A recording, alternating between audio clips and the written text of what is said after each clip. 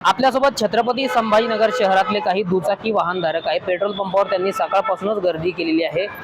दादा काय सांगाल, पंतप्रधानांनी आवाहन केलंय की आता पेट्रोलचा वापर कमी करा, 1 वर्ष सोनं खरेदी करू नका, कसं बघता या आवाहनाकडे तुम्ही?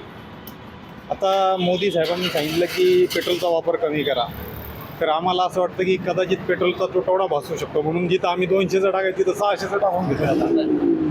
म्हणजे आम्हाला असं वाटतं की कदाचित लॉकडाऊनही लागू शकतं, सोनं वापरू नका असं कसं। जीवन आवश्यक गरज आहे ना, त्याच्याशिवाय तर कामावर जाणं होणार नाही, कुठली खरेदीला जायचं तर होऊ शकत नाही, मग माणसाला वाटतं अडचण येऊ नये त्यासाठी स्टॉक। आता किती रुपयाचं टाकणार होते तुम्ही?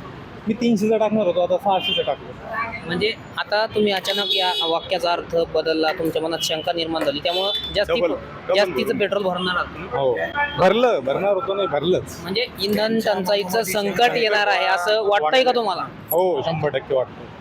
एकूणच आपण जर पाहिलं तर छत्रपती संभाजीनगर शहरातल्या सेवन हिल परिसरातल्या ज्या पेट्रोल पंपावरती आहेत की सकाळपासूनच या ठिकाणी वाहनधारकांनी गर्दी केल्याचं चित्र खरं तर आपल्याला पाहायला मिळतं। एकीकडे देशाच्या पंतप्रधानांनी वाहनधारकांना आवाहन केलेलं आहे की पेट्रोलचा वापर कमी करा, जिथं मेट्रो असेल तिथं मेट्रोने प्रवास करा आणि 1 वर्षभर सोन्याची खरेदी करू नका असं आवाहन केलेलं असताना, दुसरीकडे मात्र छत्रपती संभाजीनगर शहरातल्या पेट्रोल पंपावर वाहनधारकांनी इंधन भरण्यासाठी मात्र गर्दी केली हे निश्चित। रामनाथ ढाकणे, TVN मराठी, छत्रपती संभाजीनगर।